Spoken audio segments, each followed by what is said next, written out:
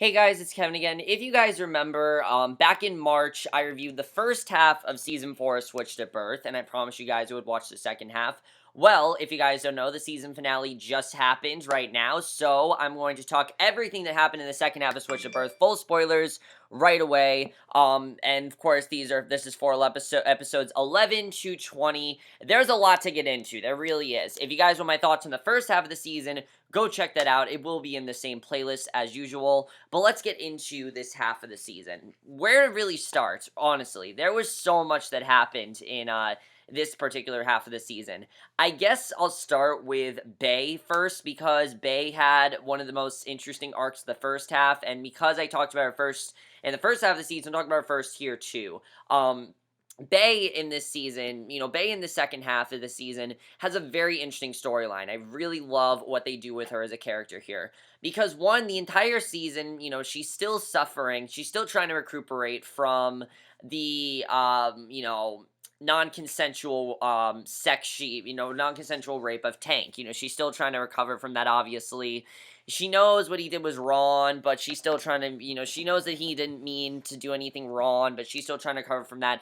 And, of course, Emmett. In the very beginning of the season, we see her. Everyone she sees pretty much looks like Emmett. I really love the first scene of episode 11 because she's in, like, this dream world. You think you see Emmett, but everyone she sees is looking like Emmett, and you can tell that she's not gotten over him. It's just really hard for her to do, and that's understandable. I mean, she really loved him, and it was hard to do, and people are trying to get her to, meet more people and interact with them, but it just really isn't working very well at all. She really wants to, move on, but it's just really not working out because she just has this attachment to Emmett, and she really loved him, and she didn't expect him to break her heart like he did. Obviously, he's really upset about that. She's really upset about that, and that's understandable.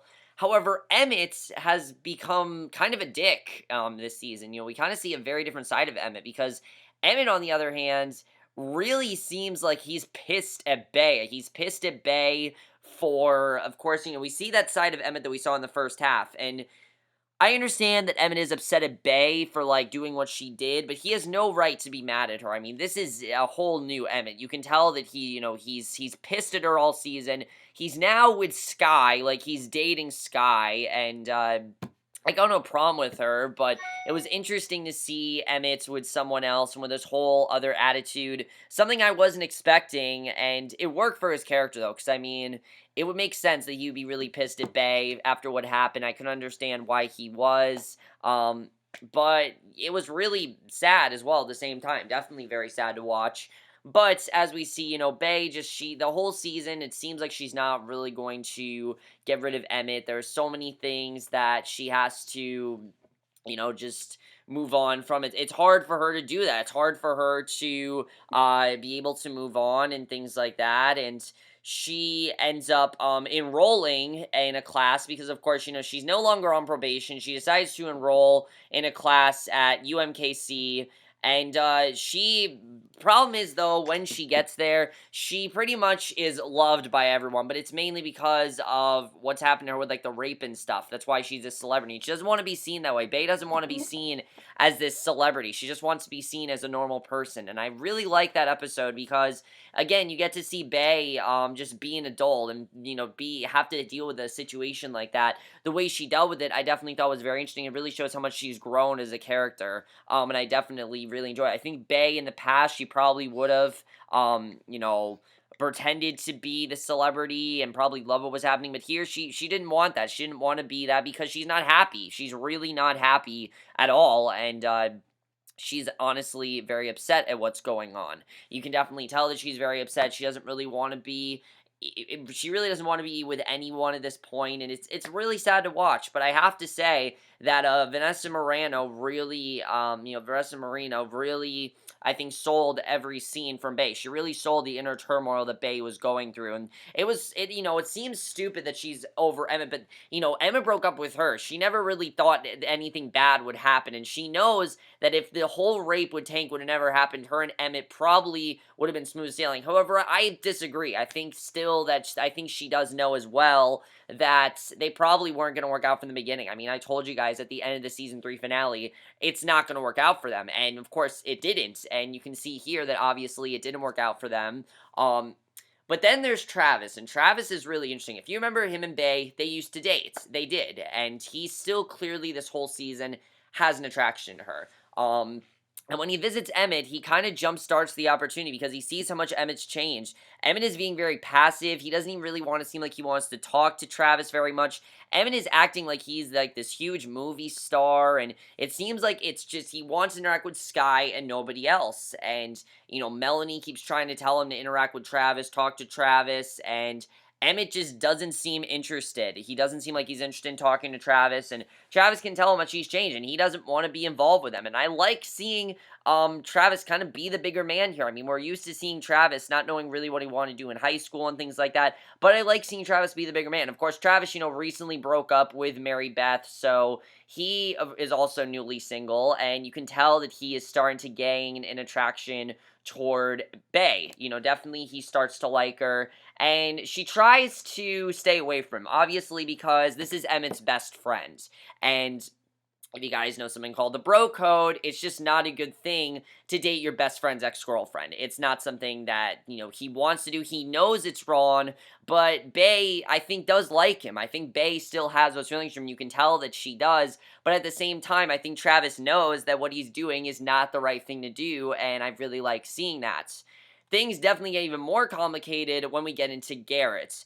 Garrett is this deaf guy that Bay meets on this trip to, I believe she met him in Mexico when her and Daphne went to Mexico. She starts to gain this attraction to Garrett, and Garrett's a nice guy. He's not bad by any means. The problem is he starts pressuring Bay. He starts trying to get, he starts doing things that aren't necessarily bad, but she's just not ready for. Like, there's an episode where he tries to have sex with her, and you can tell that he wants a much deeper relationship than she wants, and she realizes that she's just not ready. I like that she didn't have sex with Garrett, and she told him, look, I'm not ready, and he respected her wishes, and she even realized that she's not ready to be with someone, so she ended up not being with Garrett, which is sad, but I can totally understand why she did that, and I really like that. She also is trying to pursue her career as an artist. There is this artist that she really wants to impress so she can become a full-time artist, and I didn't find that as interesting as what was going on with Emmett, so I can't say too much about that because I never really cared too much about it,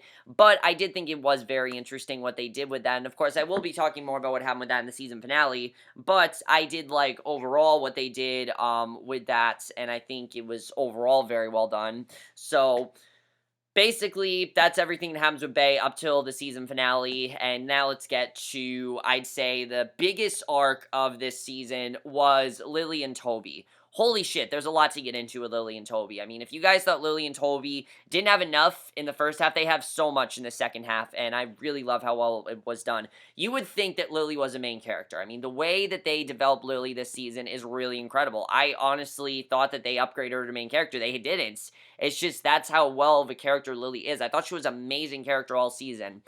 Lilly, as we know, her and Toby, they had a rough falling out, and it seemed like they were going to break up. It didn't seem like things were going to be good between them, and we see that she's hiding something. Daphne can tell in the bathroom that she's hiding something, and Lilly reveals to her that she's pregnant. Lilly is pregnant, and we find out that not that the guy that she claimed that she only talked to, she actually had a brief fling with, and obviously she feels really bad, and she knows it was just a mistake, and she basically has to care for this baby. So Daphne has to now do two things. She can't tell Toby about it, and two, she has to keep this really big secret. The biggest thing about this, though, is that the baby actually has Down syndrome, and that's when things get really sad, is when we found that out, and I really love the way they tackled this subject. Again, it's very much like they handled rape. They didn't do this as an in-your-face thing, it made sense for them to do this. I mean, the fact she worked at Carlton, worked with deaf kids, it would make sense for Lily's baby to have some sort of disease. I think it was right for them to do that, and I definitely like that, because this is when Toby really gets involved. Toby finds out, and he at first wants nothing, he at first is really upset with Lily. He doesn't really know what to do, but he does want to raise this child. He wants to raise the child. He doesn't really know what to say to Lily. He's obviously really pissed at her at first and wants nothing to do with her. And he, in the beginning of the season, wants nothing to do with her because, they had a falling out. He doesn't want to talk to her, doesn't want to see her. When he realizes she's pregnant, though, he actually wants to help her and wants to be the father to the baby because he knows that the person she had a fling with was just a mistake and he really wants to be there. And you start to see them really reconnect very well, and I definitely really like that. And I really do like Lily and Toby as a couple. I think that they're probably going to be pretty good, honestly. This baby really has made them closer. You really see that throughout this entire season, that the baby really has made them closer. Things definitely get interesting when John and Kathryn realize that the person that is Lily's father is actually the person that John very much dislikes. If you remember when John was a senator, it is the rival, and it's very funny to watch. Oh, actually, no, that was Mingo. I'll get into that. That was Mingo. I wasn't with Lily, but basically, John and Kathryn as well, they want to help raise this baby. They want to do whatever they can to raise the baby. But John at first doesn't want him to raise the baby. And I'll get into why John doesn't want Toby to raise this baby in a second. I'll get into that. But they do eventually agree to raise the baby. They do start a family. Things get a bit complicated, though, when Lily wants to move back. She wants to move back to London. And that makes sense. It's realistic because when mothers have babies, they want to go back to their hometown. They want their family to see them. They want to be with their family. And Toby is obviously upset at first because he wants his family to get a chance to raise a baby, and he wants his family to be there for the baby. But Lily really wants to go back to London, and at first I wasn't sure. I was worried this was going to break them up, but no, Toby respects her wishes. They're most likely headed to London at the end of this season, and that basically is what happens with Toby and Lily. Really good stuff for them, I have to say. I would talk more about it, but I have to get into some of the other plots before I do that, but I really like what they did with them, definitely. I thought it was definitely very well done. And Toby and Lily as a whole, I really like seeing, I have to say. I also loved how, despite everyone saying that, Toby cannot raise this baby, and that this baby is going to ruin everything, Toby still wants to be there for this baby, and he wants to raise the baby because of the fact that he wants to be there. He wants to be there for this baby. He wants to be the father, and someone has to be there for it, so why not him? And it would make sense for him to do that, and it really makes him and Lily closer, which I really do love, and I thought that was definitely something I really enjoyed. I also love seeing Lily wanting to be a mother. Getting those jitters of being a mother is very funny, and I like seeing Kathryn bonding with Lily. It's something I definitely like seeing. So that's everything that pretty much happens with Toby and Lily. Let's get to Daphne. Daphne, as we know, started dating this guy, Mingo, in the first half of the season. And for the second half of the season, everyone's telling her this guy is bad news. That he's bad news and that she shouldn't be with him. Mainly because he's not really that smart. He's much more of like a surfer kind of guy, and he also doesn't really know how to, he's not deaf, obviously. He goes to Carlton, but he's not deaf. So that's a big problem that they're very worried about, that he's not really going to be able to help Daphne with that. But surprisingly, I honestly was kind of worried about Mingo, I have to say. I was worried that Mingo wasn't really going to be there for Daphne, but surprisingly, he actually really does want to help her. In fact, he even starts like learning how to sign. He wants to learn to sign so Daphne will feel comfortable around him, and I definitely like seeing that. And he really is a great boyfriend to Daphne. He wants to do whatever he can to help her, and I definitely really love the bonding between these two, and I definitely really like that. Although John and Kathryn are saying that she really shouldn't be with him, I really like them over. I really like what they did there. Now, here's where we get to something interesting. When they meet, basically, when Daphne and Mingo start dating, she wants to have a date with her and Mingo's parents, and Mingo's dad turns out to be the senator that was against John when he ran, and obviously they had a rough patch then, and it's very funny, and I definitely really like that. One of my favorite episodes by far. I definitely really love that, and it was very funny to watch, and that was something I really enjoyed. But then this guy Quinn comes into the picture. Quinn is a very interesting character. You also have Josh, who Josh actually turns out, as we know, Daphne's interpreter. Mingo keeps thinking that Josh likes Daphne and that he's going to interfere with Daphne. And I can understand that. I mean, when we first saw Josh, it really seemed like he had a liking to Daphne. And, he starts getting mixed signals. However, we find out, and I'm honestly not surprised, that Josh is actually gay. Josh is gay. He, actually, because, he actually is gay, and he had feelings for Mingo, which I liked that they did that. I thought that was a good twist. I mean, I was thinking we were going to get a really stupid love triangle here, but no, they actually made him gay, and I'm surprised that they did that, but I really like that they did that because, I mean, just think of how Josh was initially. It makes sense why he was kind of quiet and kind of hiding something. I mean, you could definitely tell that there was more going on with him, and I really like finding out that he was gay. I like finding that out, and I thought that was definitely something I really enjoyed. I didn't expect that, but I really liked that, I have to say. I thought that was definitely very well done. Um, and we thought that we thought that he was seeing this girl Vilma, but obviously she was his beard. It's pretty clear, we know that he's gay, and I thought that was interesting. I like finding out that he was actually gay. I like definitely I thought that was very well done. But then this guy Quinn comes into the picture. Quinn is a guy that Daphne meets in Mexico, because she wants to help people, deaf students in Mexico.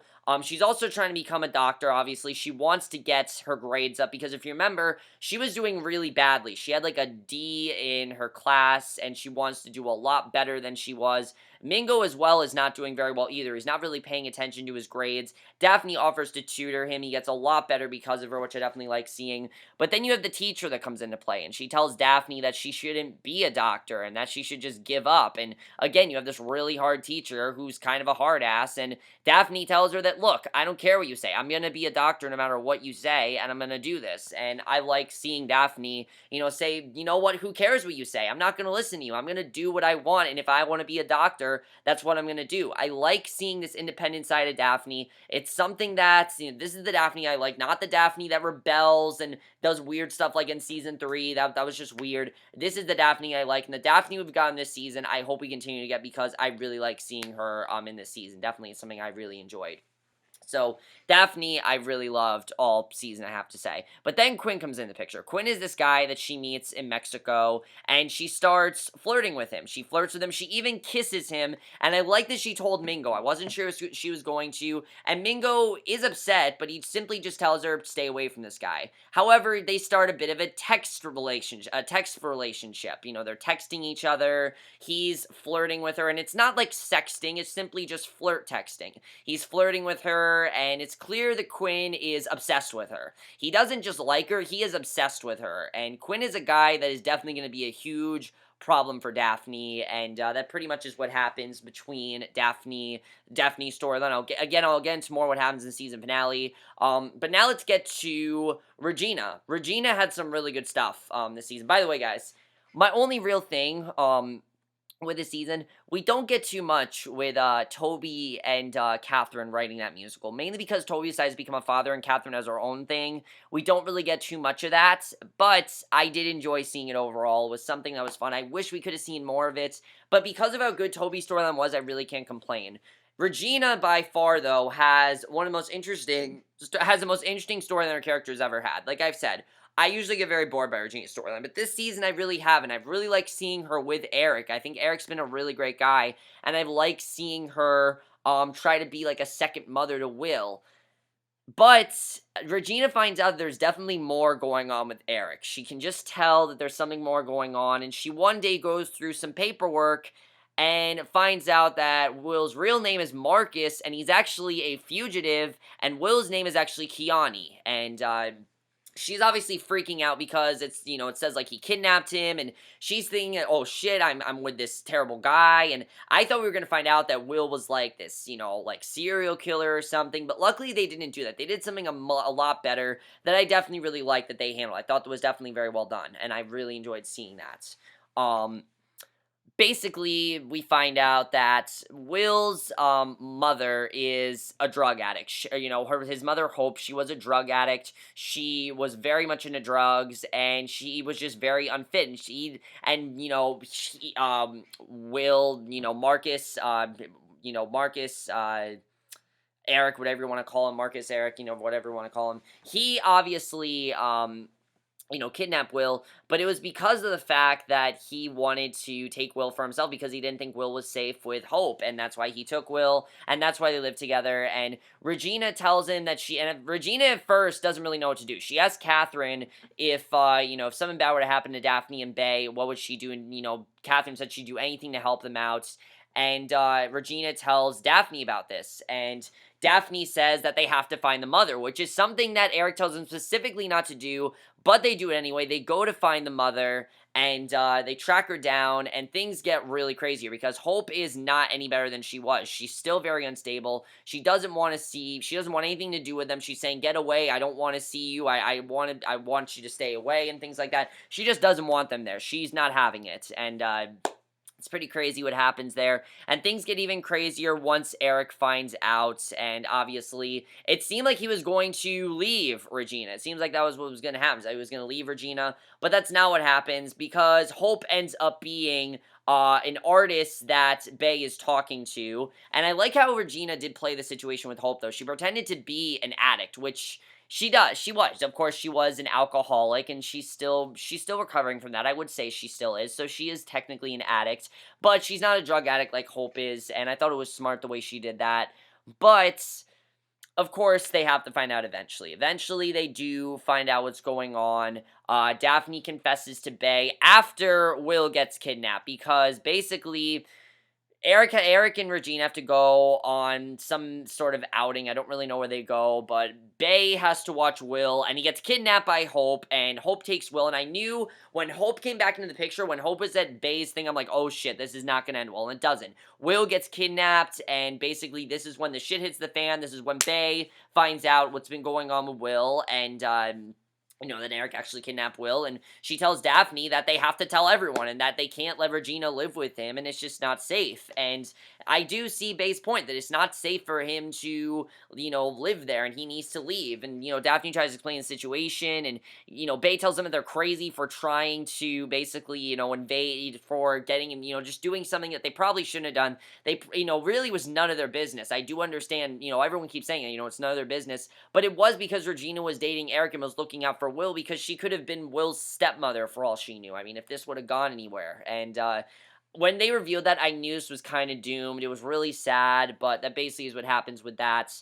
I also forgot to say, in regards to Bay's plot, she does meet up with Tank again. We see the Tank. He's now working at a restaurant after he's been expelled from school. It's really sad. He's working at a restaurant, not for very much, but Bay tells him to look at the little things in life, and I like seeing the progression of him. Even though Tank is not a main character, again, it feels like he is because we always see him, and I love that. And I definitely think that was very well done. So, Regina's storyline, very interesting stuff. Really loved it. Let's go to John. Okay. John was the only character, of course, like I said, that didn't have a storyline. He didn't have a storyline the first half of the season. Really not much to do. Now he has tons of stuff to do. In this second half, he has so much to do, and it's crazy what has to happen. He gets informed in the very beginning of this second half of the season that they are in financial, that they're losing tons and tons of money, and they're losing so much debt, and they have to find ways to fix all this. And he tries to hide this from Kathryn as best he can. Kathryn, she wants to help Melanie with her school. She offers to give her a bunch of money, which obviously this is money that they don't have because they're losing money. And eventually, Kathryn can tell something is going on with John. I mean, because when Toby tells him that he wants to raise the baby, John freaks out, obviously, because of the money. He knows that they don't have money to raise for the baby, and he wants the baby to obviously have money. And I like seeing John get really upset about this. I don't think John is in any way a bad guy. I think he's simply just lashing out, obviously, because he didn't know what to do. I mean, if you were told you were in financial trouble, what would you do? He really doesn't know what to do, especially since Kathryn doesn't know. That's the biggest thing here. But he does eventually tell her what's going on, and throughout the entire season, they try to figure out how to get some money. And there are different ways, that they try to do it. At one point, they decide to, open up some small businesses. Nothing really seems to be working for them very much at all. It really doesn't seem like it's working out, and, it just doesn't seem like much is working out there. And they start to get very worried that this is not going to work out. But then an opportunity comes their way. An opportunity comes their way from Eric. Eric suggested they work at this strip club. It's not for a lot, but it's a good venue overall. Kathryn obviously doesn't want to work at this strip club. She just doesn't feel it's safe. I mean, it's a strip club. Why would you want your husband and yourself to work there? Yeah, it's probably not somewhere, a wife and husband should be working at. They go to it, and it's not too bad. Kathryn actually enjoys it, and they possibly think about taking this money. Problem is, Kathryn gets close with the person that wants to give them the money. His name is Ken.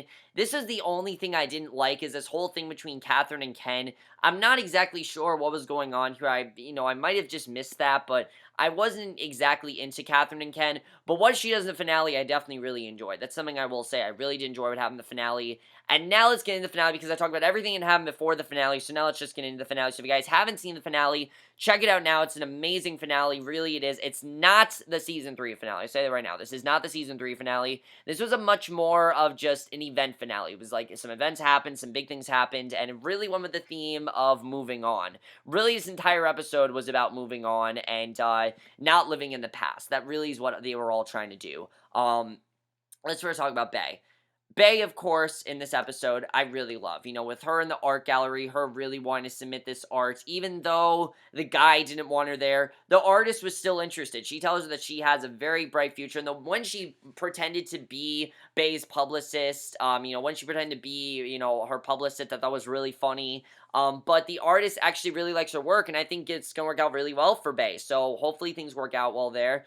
But what really I loved tonight was the scenes between Travis and Bay, because Travis tells Bay how much he loves her, and that even though him and Emmett, they are best friends, that she shouldn't care because he loves her, and there's nothing that he can do about that. He's going to love her no matter what, and Emmett is really pissed about this, obviously. And Melanie's telling him that and I like what Melanie says. I like that Melanie didn't try to stop this. She tells him straight out, you have no right to determine who Bay dates. And this is when Emmett realizes that he has to let Bay go. And it's a really sad scene.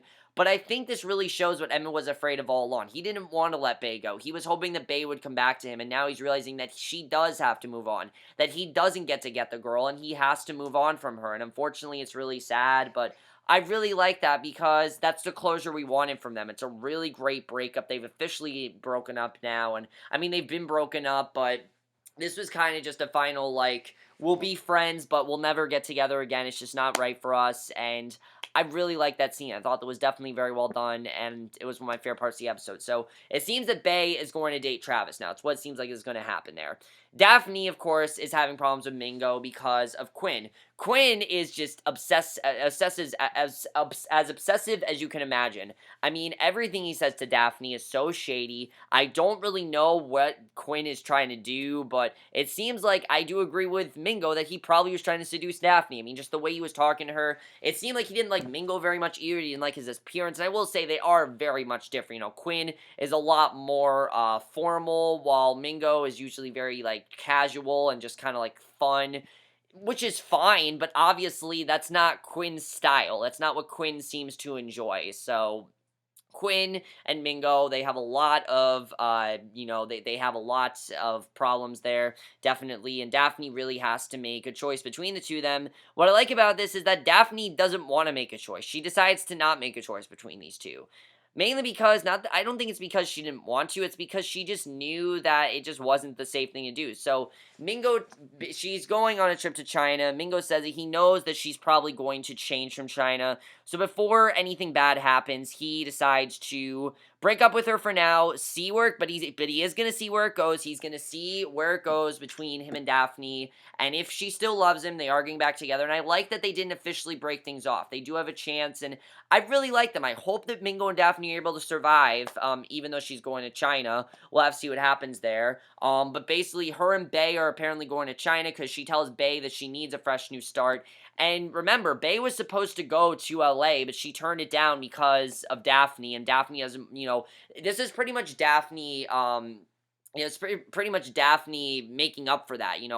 I've said it a million times. Daphne really has made up for that. Well, she has now. She's now made up for that, and I really love that. It's something that we needed, and I thought was really great. It didn't seem like things were going to go well between Kathryn and John, but the way that Kathryn was able to get the guy to give them less money and have the thing that they wanted to pay for less, I definitely really loved, and it really seems like Kathryn and John are going to be okay, and that's something I always love, is that they fight a lot, but they're always okay, and I was hoping things would be okay between them, So it seems like for right now, at least, they are, and I'm happy about that. Toby and Lily did have the baby. I was thinking they were going to name the baby Angelo. That'd be really stupid. I'm happy that they didn't. They actually decided to name the baby Carlton, and I think that's adorable that they did that, because obviously the first place that Toby and Lily ever met was Carlton. I think that only makes sense for them to do that, and I definitely really love seeing them name the baby Carlton.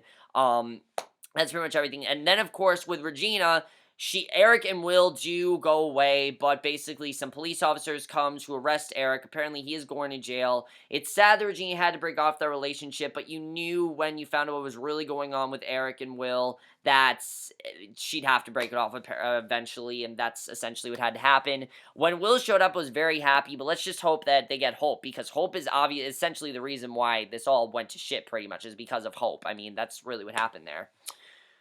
So then we get to the ending of this episode, which was really interesting because Bay and Daphne, they're in China. Bay seems to be some sort of a tattoo artist, while Daphne is communicating with kids and seems to be a good doctor. Like, she seems like she knows what she's doing. And then Bay gets a call, and she's running through the streets. We don't know what it's about, but for whatever reason, they have to come back home. It's a way for them to come back in season 5. What this is about, we don't know. Maybe something, I don't know what this really has to do with. Maybe it has to do with financial problems. Maybe it has to do with something wrong with Carlton. I'm not really sure. But overall, guys, what an amazing season. Really, I love this season. The thing I love the most about this season is I think for example, the scene with Bay and Daphne, I think really sums up this season. This season was really all about moving on and growing up, and that's what the characters did. They grew up a lot in this season. They realized that some things that they wanted are just not going to work. Like, Bay realized that she can't be with Emmett. Daphne realized that she has to work hard to be this doctor, and she's going to do it at all costs, and I really like that.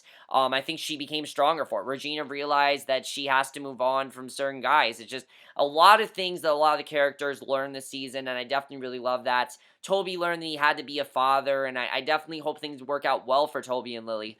But I'd love to hear your thoughts on this season, guys. What do you think is going to happen between all the characters? Toby and Lily, I hope that they're okay. I hope that things are well between them. I hope the call is not about them, because I want them to be okay, and I want them to be happy in London. I hope they are. I mean, I'm assuming that they're going to London. That's where it seemed like they were going. But we'll have to see what happens with that. What is the call about? I'm not really sure. Are Bay and Travis dating? We don't know. Of course, we did go 10 months later, so we don't know if Bay and Travis are dating. I guess we'll have to see. I'm assuming season 5 will pick up right, like, before that, like, right before what happened, before 10 months. That's probably what they're gonna do. Hopefully they don't do something where it's, like, the past and the present. That'd be stupid if they did that. I hope they don't, because I don't want them to do that.